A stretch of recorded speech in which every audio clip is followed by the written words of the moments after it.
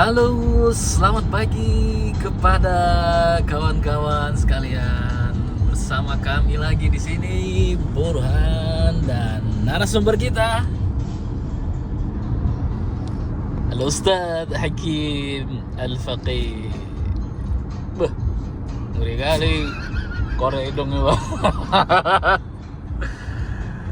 Oke, pagi ini kita kemana Ustadz?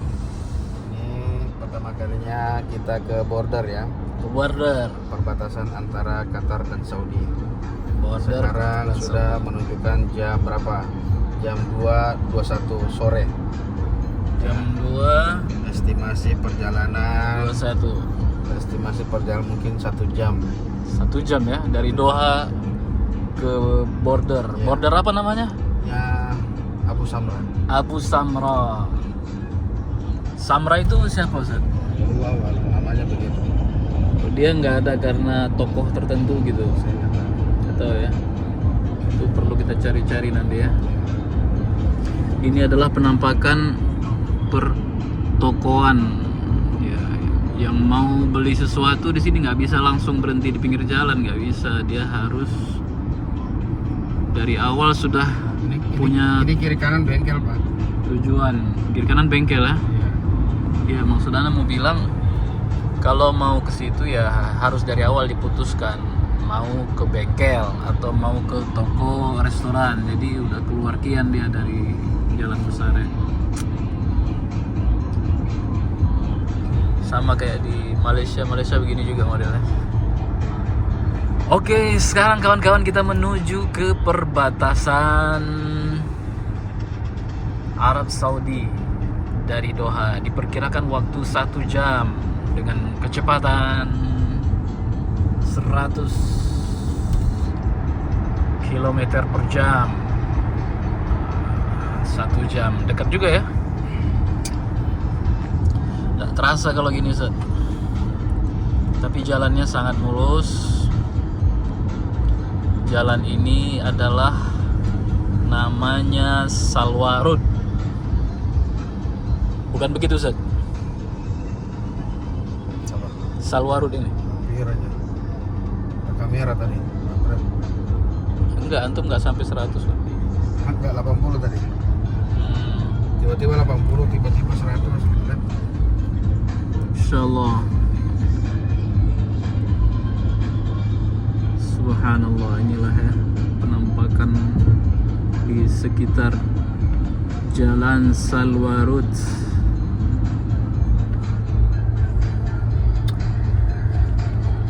Ya, di pagi yang cerah ini, bukan pagi lagi nih, sudah siang ya. Sore, Pak. Sore jam 2, setengah 3 udah. 2:30 rupanya kawan-kawan. Perasaan masih pagi. Iya, Saking sibuknya kita hari ini ya. banget, Pak. Tidak terasa ternyata sudah sore. Kita kira masih pagi. Subhanallah, sambil menikmati jalan-jalan pagi, jalan-jalan sore menuju perbatasan ini. Kita bahas apa nih Ustaz? Hah? Bahas tentang kebinekaan. Kebinekaan, Persatuan. Bhinneka Tunggal Ika. Yes, itu sebuah pembahasan yang selalu aktual, tidak mengenal masa dan waktu. Kenapa kebinekaan itu perlu? Tanya jangan terus, Pak. Saya nggak bisa lihat cermin. Persatuan. Bhinneka itu bahasa Sanskrit. Bahasa Sanskrit adalah salah satu bahasa yang juga ternyata digunakan di India, Ustaz. Sanskrit. Jadi kita punya pengaruh dari sana. Karena pernah tanya teman Ana yang satu kuliah orang India. Kita bilang, pas dibilang panca, ngerti dia, panca is mean 5 like katanya kan. Katanya 5 ya. Oh, kok kamu tahu? Itu bahasa kami juga katanya. Oh iya, Sanskrit ya, itu bahasa Sanskrit ya. Itu adalah salah satu bahasa yang digunakan di Nusantara, Nuswantara. Panca itu artinya 5 dan banyak sekali ya. Untuk supaya bahasa ini tidak hilang. Bahasa menunjukkan bangsa. Jadi untuk supaya tidak hilang, bahasa Sanskrit itu biasa digunakan dalam simbol-simbol lambang kantor-kantor, ya. Atau simbol-simbol dalam lambang negara, lambang dinas, ya, lambang angkatan, itu semua menggunakan simbol-simbol itu. Minimal kita menghargai budaya yang pernah ada di Indonesia supaya tidak hilang. Jadi dimasukkanlah ke dalam itu. Misalnya Kartika Chandra Kirana, Pancasila, Jalesu, Bum Yamcha, Jayamahe, Jalesu, Jayamahe, dan lain-lain ya. Itu adalah budaya Indonesia. Kembali ke Bhinneka. Bhinneka itu, Eka itu artinya satu, tunggal ya Ustaz. Bhinneka berarti Bhinneka berbeda-beda, bukan satu atau tunggal Ustaz ya. Bhinneka itu berbeda-beda. Berbeda-beda, tunggal itu satu, ika tetap kali ya. Bhinneka Tunggal Ika, berbeda-beda tetap satu. Nah, sore ini kita akan membahas masalah persatuan. Bagi yang beragama Islam, persatuan itu sudah ada tertulis di dalam Al-Quran, ya. Islam juga mengamalkan persatuan. Jadi sila Pancasila dalam persatuan Indonesia, sila ketiga ya Ustaz ya. Sila ketiga kan persatuan Indonesia. Ya. Persatuan Indonesia itu juga salah satu intisari dari agama Islam dan juga agama-agama yang lain, bahwa kita menginginkan persatuan. Bahkan kalau ditelisik lebih dalam lagi, persatuan dalam Islam itu lebih luas maknanya. Masuk angin Ustaz. Persatuan dalam Islam itu lebih luas maknanya. Tidak hanya bangsa-bangsa, ya, tidak hanya satu warna kulit, tidak hanya satu latar belakang, tidak hanya satu bahasa. Apa di WA tuh? Di grup kah atau apa? Tapi enggak, itu tuh anak. Nyetir soal. Itu anak-anak kirim video tadi. Semuanya itu bersatu di bawah pengamalan ketauhidan, ya.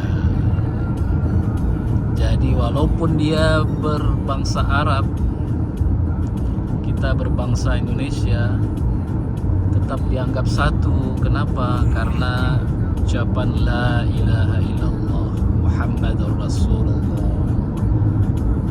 Jika salah satu dari mereka diserang, ya, maka yang lain ikut membantu. Banyak sekali hadis-hadis dalam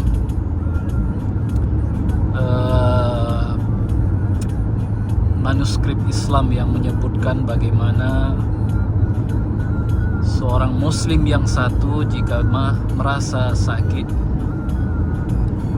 maka tubuh yang lainnya akan merasa sakit. Al-muslimu kalbunyan.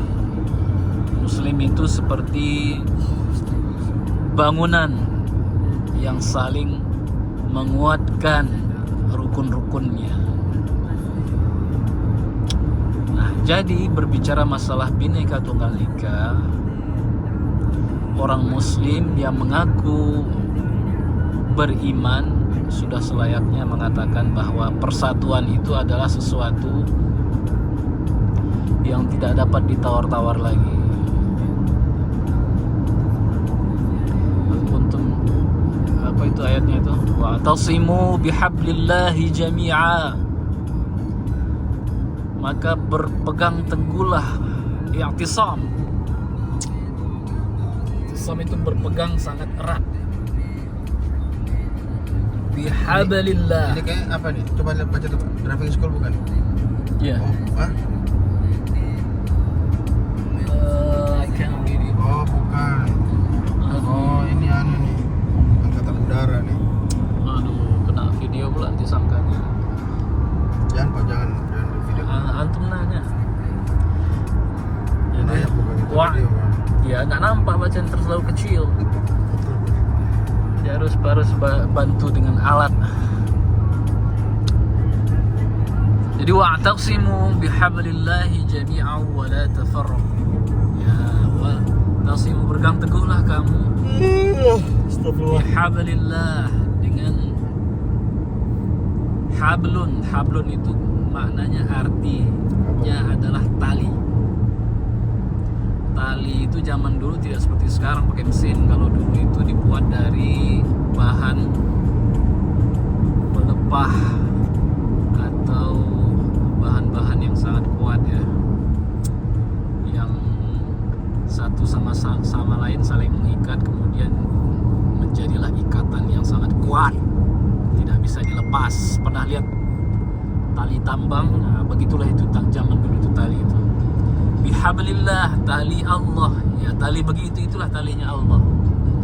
Hablillahi jami'an wa la tafarraqu, dan jangan kamu berpecah belah. Dan jangan berpecah belah. Pada kawan-kawan yang masih ada keinginan untuk berpecah belah, membedakan, oh ini suku ini, oh ini dari daerah A bukan daerah B. Termasuk juga ya pejabat-pejabat yang menjaga lalu lintas misalnya. Oh ini plat A, begitu masuk plat B mintain ada perlakuan yang diskriminatif. Tidak boleh seperti itu.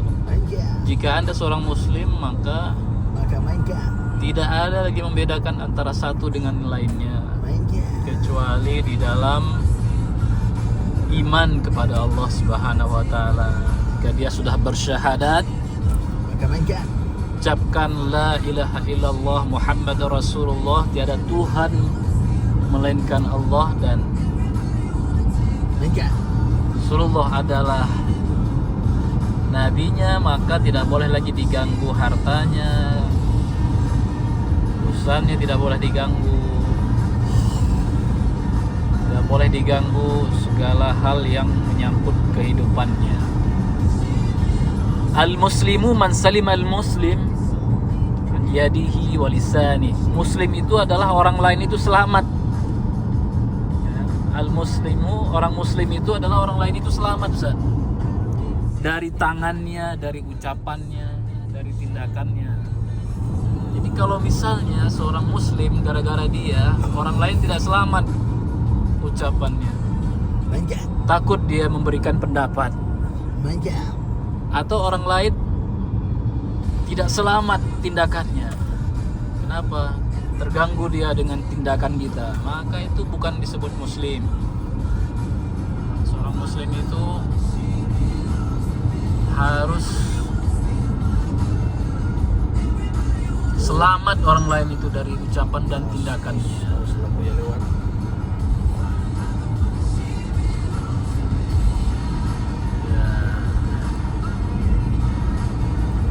Jadi itulah persatuan yang dimaksud di dalam agama Islam, bukan hanya karena kebangsaan, negara, tidak. Semuanya bersatu di bawah panji la ilaha illallah Muhammadur Rasulullah. Saudara-saudara saya yang ada di Papua, begitu juga yang ada di Aceh, jangan ada niatan lagi lah untuk membuat perpecahan di khususnya ya di negara Indonesia. Kalau bisa bahkan buat persatuan tidak hanya untuk seluruh Indonesia, tapi juga ke seluruh dunia. Meja. Nah, iya. Bukan hanya seluruh Indonesia, seluruh dunia itu harus bersatu. Kalau ada masalah di pemerintahan, maka jadilah anda sekalian menjadi wakil di pemerintahan supaya membuat keadaan negara ini menjadi lebih baik. Kalau tidak mampu, maka pusatkan perhatian dan pemahaman, pilih seseorang yang mampu untuk membawa bangsa ini, membawa urusan umat ini menjadi lebih baik. Bukan dengan kemudian kita merusak, apalagi kepentingan umum. Pusat ngantuk karena kasih bahan ini, jadi itu yang Anda bicarakan. Atau mau ganti bahan nggak apa-apa, kita ngalor ngidul Zat. Bicara aja Pak. Bicara aja, nanti antum ngantuk, bahaya nih. Udah begitu Pak. Perjalanan makin jauh soalnya. Masih jauh. Bicara aja Pak. Anda bicara lah ya? Iya. Antum mau tambahkan nggak? Enggak, aku ngantuk-ngantuk memang harus dikeluarkan Pak. Cocok. Sebagai narasumber harusnya antum yang berbicara ini. Beliau ini salah satu sesepuh juga di Manokwari, Papua sana, sebagai pengusaha sukses.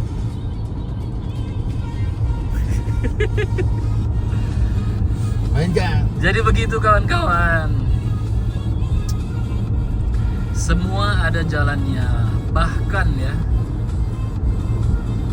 salah satu filosofi kenapa Nabi Muhammad yang dipilih sebagai nabi adalah karena dialah yang dianggap sosok yang mampu mewakili tersampainya firman-firman dari Tuhan kepada umatnya di tanah Arab, Jazirah Arab pada saat itu. Beliau memiliki kesiapan mental, memiliki kesiapan kecerdasan, memiliki attitude yang baik, didengarkan oleh khalayak ramai karena terkenalnya dengan julukan Al-Amin, yang terpercaya. Jadi saat beliau dipilih oleh Allah Subhanahu wa taala menjadi penghulunya para nabi, karena beliau itu sudah terpilih dari segala hal. Sebagaimana yang kita tahu, sifat-sifat seorang nabi itu minimal itu ada 4. Pertama, fatanah. Ya toh? Fatanah, harus seorang nabi itu harus fatanah, harus cerdas. Siddiq, harus jujur. Amanah, harus amanah. Setiap amanah yang diberikan harus ditunaikan. Siddiq, amanah, fatanah. Apa lagi yang terakhir? Maksud? Siddiq, amanah, fatanah. Dakwah, menyampaikan. Tabligh ya. Menyampaikan. Nah, ini 4-4-nya ini ada pada diri seorang nabi, Nabi Muhammad sallallahu alaihi wa alihi wasallam. Makanya tidak ada yang bisa mengganggu pilihan itu, bahwa Nabi Muhammad lah seorang tokoh yang pantas dan cocok menjadi wakil Tuhan, the messenger of Allah, wakil Tuhan untuk menyampaikan risalah kepada umatnya. Tidak mungkin langsung Tuhan menyampaikan kepada manusia. Bumi ini terbatas.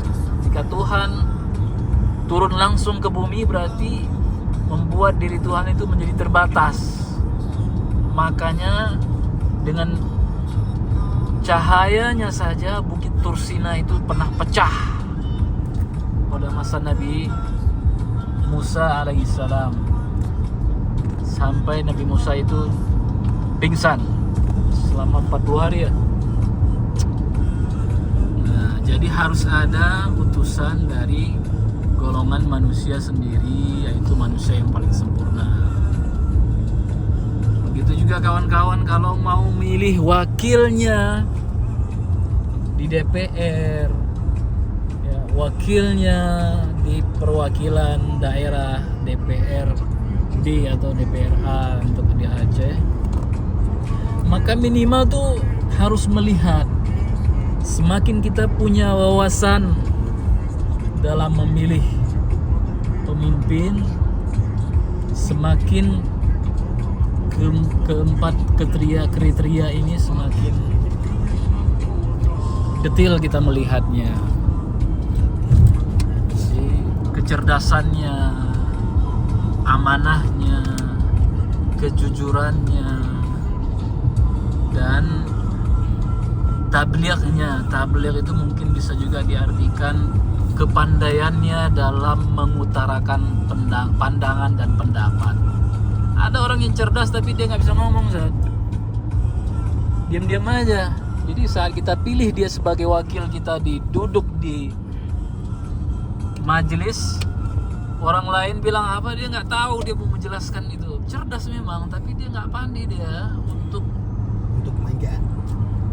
memberikan pandangan, menyanggah pendapat yang salah. Semakin ku kejar, semakin kau jauh. Mantap. Lanjut. Mantap. Dia tidak bisa menyampaikan itu. Jadi ya percuma saja. Jadi minimal ya kawan-kawan, minimal 4 tanda itulah ketika memilih perwakilan untuk mewakili kita, menyampaikan pandangan dan pendapat di majelis. Itu apa itu? Rest area ya? Antum nggak mau rest dulu? Jauh nih Pak, jalan. Jauh. Oke, mantap. Oke, kawan-kawan, jadi begitu intinya. Tuhan saja memilih perwakilan yang bagus. Apalagi kita, harusnya kita menjadikan itu sebagai ibrah, sebagai pelajaran kita, supaya semakin baguslah masa depan yang akan kita lalui. Kalau kita tidak memilih perwakilan yang bagus, maka masa depan kita akan suram, tidak jelas. Jadi semua itu sudah diatur oleh para pendiri bangsa kita dengan baik. Kita jangan mau terprovokasi dengan hal-hal yang dapat ya, menjatuhkan ya, penerbangan kita menuju ke kemajuan, ya, dapat jatuh dan runtuh seketika hanya perilaku kita yang merusak.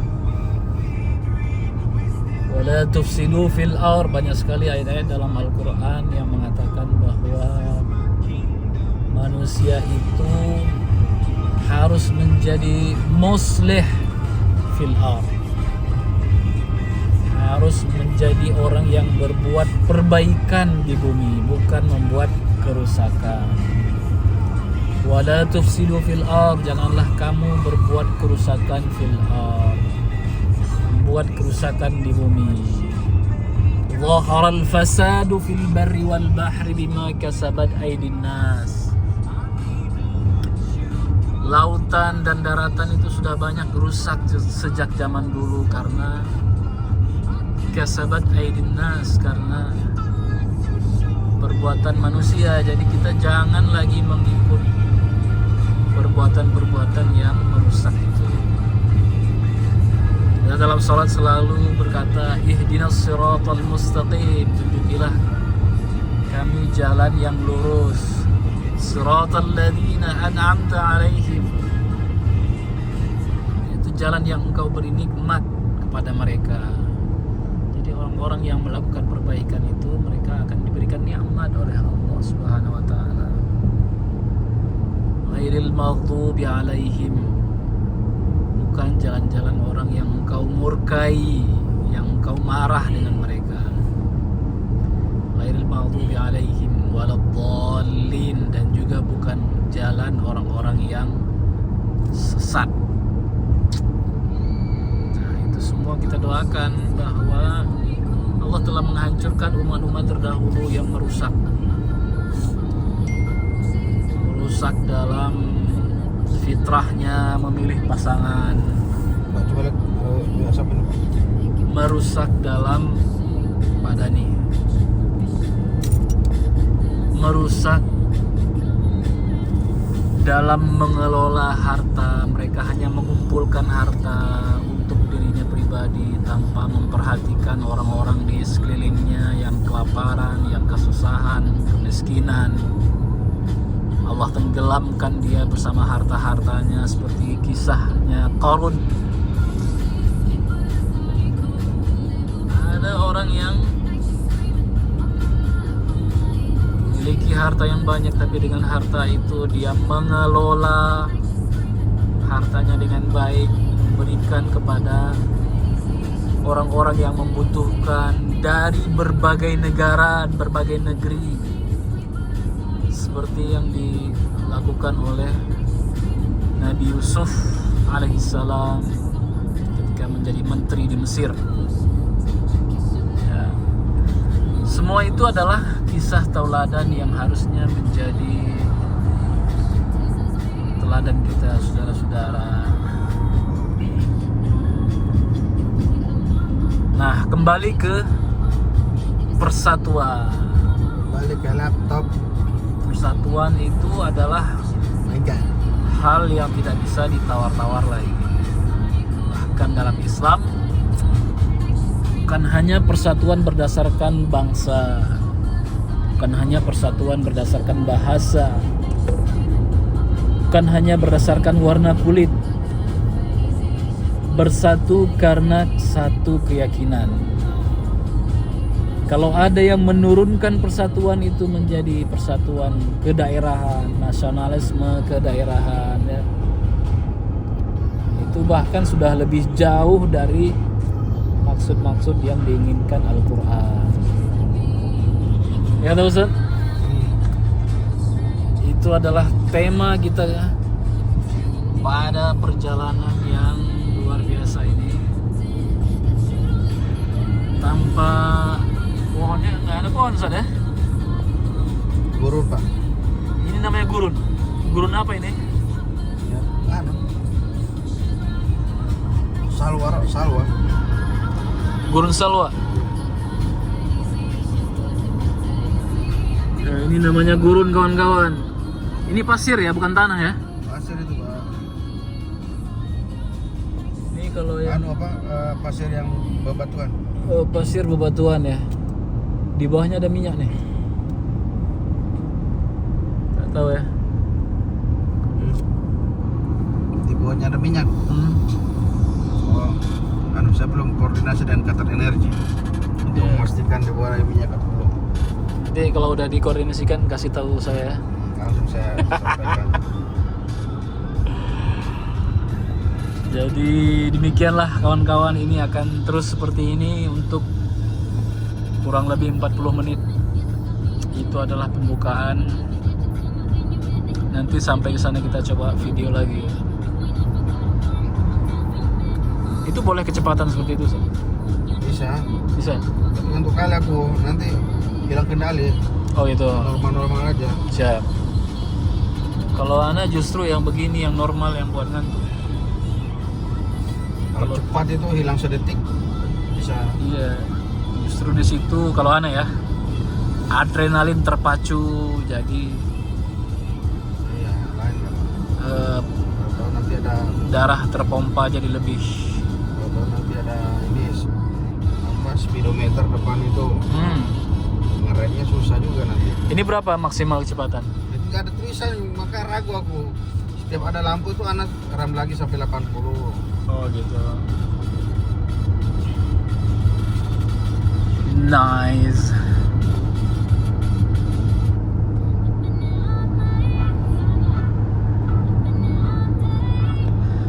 Al-Jamajim, Al-Sabrun, Oh, kayaknya besok kan perpisahan Pak Dubes itu di anu ya, di hotel ya. Nggak tahu. Oke kawan-kawan, kita akan kembali lagi pada pertemuan berikutnya ya. Tralala Trilili. Tralala Trilili dari Ustaz Hakim. Enggak. Terima kasih masih bersama kami di Ngalur Ngidul Burhan Story di Doha, Qatar bersama Burhan Story. Asik.